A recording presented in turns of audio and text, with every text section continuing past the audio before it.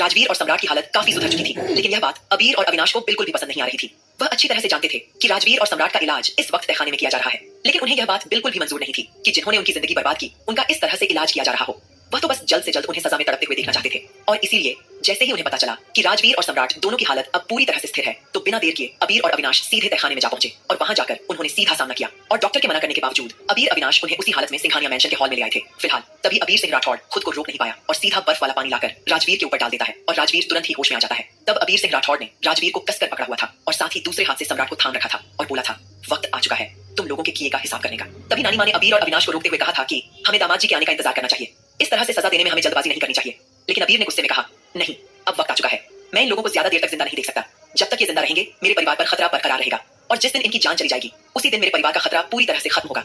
अबीर और अविनाश दोनों ही गुस्से में थे। तभी अचानक राजवीर, जो कि होश में तो आ चुका था लेकिन अभी भी काफी ज्यादा कमजोर महसूस कर रहा था, जैसे ही उसने अपने सामने प्रियंका को देखा, उसके चेहरे पर एक बार फिर से हल्की सी मुस्कान आ गई थी। ये देखकर प्रियंका ने तुरंत ही अपना मुंह मोड़ लिया था, लेकिन अबीर सिंह राठौड़ यह देखकर पूरी तरह से गुस्से से भर उठा और मन ही मन सोचने लगा कि कितना घटिया इंसान है यह, मौत के मुंह पर खड़ा है लेकिन फिर भी इसके चेहरे से मक्कारी खत्म होने का नाम नहीं ले रही। अब अबीर का गुस्सा अपने हद पर पहुंच चुका था। वहीं अविनाश भी खुद को रोक नहीं पा रहा था और उसने सोचा कि अब इन्हें हमेशा के लिए खत्म कर देना चाहिए, क्योंकि जब तक यह जिंदा रहेगा उनके परिवार पर खतरा बना रहेगा। लेकिन इससे पहले कि अविनाश या अबीर उसकी जान ले पाता, तभी अरमान और बाकी सब लोग वहां पहुंच चुके थे।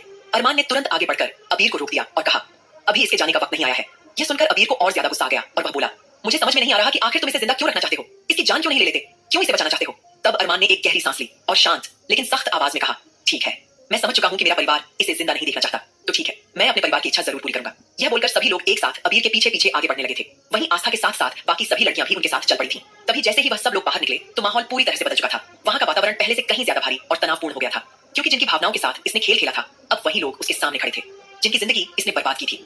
नैना माथुर से थप्पड़ का बदला लेने के लिए उस पर झूठे इल्जाम लगवाए, उसे मर्डर करवाए और उन्हें पूरी तरह से बदनाम कर दिया था। इन्हें सजा सिर्फ और सिर्फ वही लोग देंगे जिनकी जिंदगी इन्होंने बर्बाद की है, क्योंकि सामने आश्रम के लोग खड़े थे, वही लोग जो नैना माथुर के अपने थे। आज सभी एक साथ वहां मौजूद थे, लेकिन उनकी आंखों में साफ साफ नफरत झलक रही थी राजवीर और सम्राट के लिए। अरमान पहले ही समझ चुका था कि उसकी गैर हाजिरी में अविनाश और अबीर कुछ ऐसा ही कदम उठाएंगे, इसीलिए उसने पहले ही अनाथ आश्रम और वृद्धा आश्रम के सभी लोगों को राजवीर की असली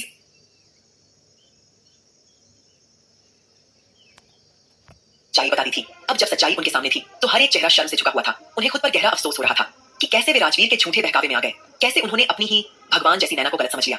हालांकि कुछ लोग उनमें से काफी बुजुर्ग हो चुके थे और जो बच्चे नैना माथुर को पहचानते थे और दिल में नफरत लेकर बैठे थे वो अब जवान और मैच्योर थे। उन्हें अब सब समझ आ चुका था। कुछ बुजुर्ग खुद को कोस रहे थे, आखिर कैसे उसी राजवीर के साथ उन्होंने नैना को भेज दिया था और उस राजवीर ने उनके भरोसे के साथ सबसे बड़ा धोखा किया। हर किसी के दिल में अब सिर्फ पछतावा था और साथ ही एक जलती हुई आग, गुस्से और नफरत की आग। बुजुर्गों ने नैना माथुर का नाम हमेशा जिंदा रखा, क्योंकि वो लोग नहीं चाहते थे उनकी बढ़ती उम्र और मौत नैना माथुर के एहसान को हमेशा के लिए खत्म कर दे। इसलिए अपनी नई पीढ़ी को उन्होंने नैना माथुर से पूरी तरह अवगत कराया था। लेकिन आज जिस तरह से सालों से छुपा सच सामने आया, उसने सबके दिल में एक आग सी जला दी थी और उसी आग को अपने सीने में लिए वो सभी लोग आज वहां खड़े थे, हजारों की भीड़ में, जहां अब सिर्फ एक ही भावना बाकी थी, इंसाफ। अब बिना देर किए राजवीर और सम्राट को उनके सामने फेंक दिया गया था।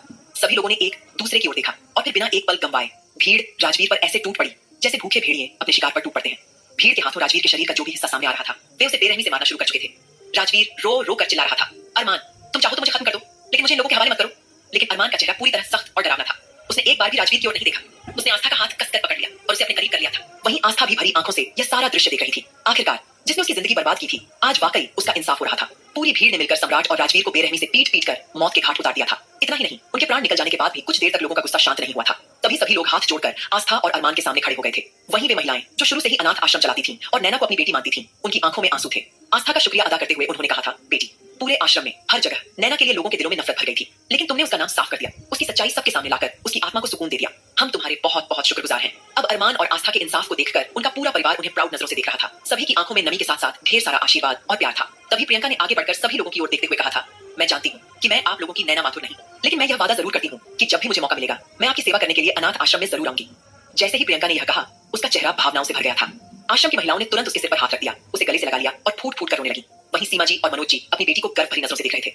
आज पहली बार उनकी बेटी ने इतना बड़ा और सच्चा फैसला लिया था। प्रियंका ने मन ही मन यह निर्णय लिया था कि वह अपनी आगे की जिंदगी अब सेवा और मानवता के नाम कर देगी और पूरी तरह से इन लोगों के साथ जुड़कर उनकी मदद करेगी। उसे ऐसा लग रहा था जैसे ऊपर वाले ने उसे यह नई पहचान, यह नया चेहरा किसी खास मकसद के लिए ही दिया हो, ताकि वह दूसरों के लिए कुछ कर सके।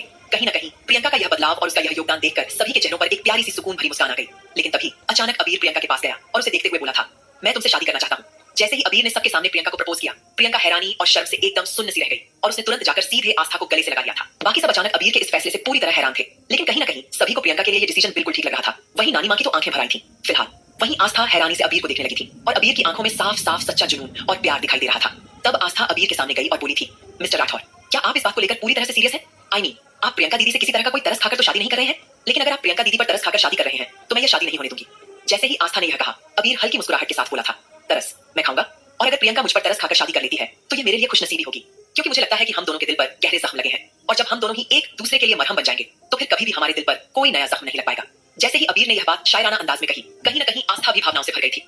वहीं अरमान ने बिना कुछ सोचे समझे प्रियंका का हाथ पकड़कर उसे सीधे अबीर के हाथों में थमा दिया था। अब तो किसी के कुछ भी कहने सुनने की कोई गुंजाइश नहीं रह गई थी। अरमान का फैसला ही सर्वोपरि था। राजवीर और सम्राट का पूरी तरह से अंत हो चुका था और तभी आस्था हंसते हुए बोली थी, अरे वाह, ये तो बहुत अच्छी बात हो गई, अब दो शादी एक साथ होगी, कितना मजा आएगा। जैसे ही आस्था ने यह कहा, सभी लोग हल्का सा मुस्कुरा दिए थे और फिर सभी सीधे एक बार फिर से मेंशन के अंदर पहुंच गए, जहां पहले से ही सारी शादी की तैयारियां शुरू हो चुकी थी। मेंशन के गार्डन में ही 2 खूबसूरत मंडप सजा दिए गए थे और सभी ने बढ़ चढ़कर इन शादियों में हिस्सा लिया था और बहुत अच्छे से सब तैयार हुए। अपनी अपनी बीवियों को पूरे श्रृंगार में देखकर सभी काफी खुश थे और बच्चे माहौल की रौनक बढ़ा रहे थे। फिलहाल अब जल्दी ही सबसे पहले वसुंधरा जी और अभिमान जी की जोर शोर से एक बार फिर से शादी करवाई गई थी। फिर जल्दी ही उसी मंडप में प्रियंका और अबीर सिंह राठौर की भी शादी करवाई गई थी। कहीं न कहीं मनोज जी और सीमा जी की आंखें भर आई थीं। उन्हें लग रहा था कि उनकी बेटी की जिंदगी पूरी तरह से बर्बाद हो चुकी थी और उसकी जिंदगी में वापसी का कोई रास्ता नहीं बचा था। लेकिन इस शादी के बाद उन्हें एक नई उम्मीद नजर आने लगी थी। सभी के चेहरों पर एक बड़ी सी मुस्कान थी, क्योंकि एक गहरे अंधेरे के बाद अब एक खूबसूरत सुबह आ चुकी थी। फिलहाल देर न करते हुए आह्वान वीर के पास गया और बोला, एक बार बताओ वीर, तुम्हें जरा सा भी जलन तो नहीं हो रही ना? क्योंकि सभी की जिंदगी में उनके पार्टनर आ चुके हैं, लेकिन तुम अभी भी कुंवारे बैठे हो। अगर तुम चाहो तो मैं तुम्हारी जिंदगी में भी अपनी कॉलेज की किसी लड़की को ला सकता हूँ, जैसे नाम ही रोजी, नेहा, चांदनी, टीना। इतनी सारी लड़कियां हैं जिन्हें मैं जानता हूँ, जो मेरी दोस्त रह चुकी हैं, उनसे तुम्हारी बात करवा सकता हूँ। तुम चाहो तो नंबर भी ले सकते हो उनका चैटिंग डेटिंग करने के लिए। जैसे ही आहान ने यह कहा, रौनक गुस्से में उसे देखने लगी और बोली, क्या कहा तुमने? तुम्हारी कॉलेज की लड़कियां? क्या तुम्हारी कोई गर्लफ्रेंड थी? अब रौनक की तेज आवाज सुनकर आहान के दांत आपस में किटकिटाने लगे थे और तभी ध्रुव हंसता हुआ बोला, तू चला तो था वीर का घर बसाने पर, अब लगता है तेरा ही घर उजड़ने पर आ गया। अब ध्रुव की बात सुनकर आहान जल्दी से बोला, तुझे तो मैं बाद में देखूंगा। और फिर उसने रौनक को जल्दी से सफाई देने की कोशिश की, लेकिन बात उसके ऊपर ही भारी पड़ गई थी। रौनक ने पास पड़ा हुआ डंडा उठा लिया और उसके पीछे मारने के लिए दौड़ पड़ी। तुम्हारी इतनी हिम्मत, तुमने किसी लड़की का जिक्र अपने मुंह से किया? अब तो आहनान पूरी तरह से मंडप के चारों तरफ भागने लगा था और सभी लोग खिलखिलाकर हंस पड़े थे। तभी सुमित ने हल्की मुस्कान के साथ कहा, वीर, अगर बाकी तुम्हें कोई लड़की पसंद है तो तुम हमें बता सकते हो, हम तुम्हारी शादी भी आज के आज इसी मंडप में कर देंगे। अब यह सुनकर एक पल के लिए वीर शर्मा गया और अगले ही पल थोड़ी तेज आवाज में बोला था, आस्था भाभी, जिस भी लड़की को मेरे लिए पसंद करेगी मैं सिर्फ और सिर्फ उसी से शादी करूंगा, क्योंकि आस्था भाभी की वजह से ही मुझे ये जिंदगी मिली है। जैसे ही वीर ने यह कहा, सभी लोग मुस्कुरा दिए। माहौल में खुशी साफ झलक रही थी। तभी सुमित बोला, तुम सही कह रहे हो, एंजल की तरह आस्था ने हमारी जिंदगी बदल दी है। आकाश भी आगे बढ़ा और उनके साथ मिलकर बोला, हाँ, आज हम सब मिलकर तुम्हें धन्यवाद देना चाहते हैं। सच में तुमने हमारी नहीं, अरमान और हम सब की जिंदगी पूरी तरह बदल दी है। तुमने हमें जिंदगी में प्यार का मतलब सिखाया है और यह सब सिर्फ तुमसे सीखा है। तभी रश्मि, रौनक, वंशिका और राधिका एक साथ आस्था के पास आए, उनका हाथ थामा और बोले, सच में आस्था, तुम हमारी जिंदगी का वह अहम हिस्सा हो जिसने हमें जीने की एक वजह दी है। सब लोग बारी बारी से अपने दिल की बात कहने लगे। माहौल पूरी तरह भावनाओं से भर गया था। तभी दादाजी भी आगे आए और बोले, बेटा, तुमने हमारी जिंदगी में खुशियां भर दी हैं। भगवान से यही दुआ है कि तुम्हें हमारी भी उम्र लग जाए और तुम्हारी जिंदगी में कभी कोई दुख ना आए। यह सुनकर आस्था पूरी तरह भावुक हो गई। उनकी आंखों में नमी आ गई थी, लेकिन चेहरे पर एक सुकून भरी मुस्कान भी थी। सभी का इतना प्यार देखकर उनका दिल भर आया। तभी अभिमान और वसुंधरा ने भी आगे बढ़कर उसे ढेरों आशीर्वाद दिया। माहौल में चारों तरफ खुशी और अपनापन था। मनोज जी और सीमा जी, जो एक साथ खड़े सब कुछ देख रहे थे, आज पहली बार सुकून महसूस कर रहे थे। उनकी जिंदगी के सारे दर्द जैसे आज खत्म हो गए। नानी माँ की आंखों में आस्था के लिए गर्व साफ दिखाई दे रहा था। वहीं जब सब लोग एक एक करके आस्था की तारीफ कर रहे थे, तभी आहान, जो अब चुप रहने वालों में नहीं था, आगे आया और अरमान की तरफ देखकर बोला, अरे भैया, ये क्या बात हुई? आज सब लोग आस्था भाभी की इतनी तारीफ कर रहे हैं और आप खड़े खड़े बस मुस्कुरा रहे हैं। कम से कम आप भी तो 2 शब्द बोलो ना। ये तो गलत बात है, आपको भी हमारी भाभी की तारीफ करनी चाहिए। आह्वान की बात सुनकर माहौल हल्का सा मजेदार हो गया। सभी ने अरमान की तरफ देखा। अरमान ने डेविल एक्सप्रेशन के साथ आह्वान को देखा, जैसे कहना चाह रहा हो, अब तेरी खैर नहीं। और आह्वान तुरंत समझ गया। वह हड़बड़ाकर पीछे मुड़ा और दौड़कर ध्रुव के पीछे छुप गया। ध्रुव मुस्कुराते हुए बोला, लगता है आज तो अरमान भैया तुझे नहीं छोड़ेंगे। लेकिन आह्वान घबराकर बोला, मुझे भी लगता है आज मैं फंस गया हूँ। और तभी अचानक अरमान पूरे जोश के साथ आगे बढ़ा। वह आस्था के पास गया और अचानक उसने सबके सामने आस्था को गोद में उठा लिया। वह उसे गोल गोल घुमाने लगा और पूरी ताकत और शिद्दत के साथ जोर से चिल्लाया, I love you Mrs Aastha, Armaan Singhania, I love you. जैसे ही अरमान ने पूरे जोश के साथ ये कहा, सभी लोग खुशी से झूम उठे थे और तालियों की गूंज पूरे माहौल में फैल गई थी और सभी एक साथ मिलकर नारा लगाने लगे, hip hip hurray, hip hip hurray. समाप्त। तो दोस्तों, इसी के साथ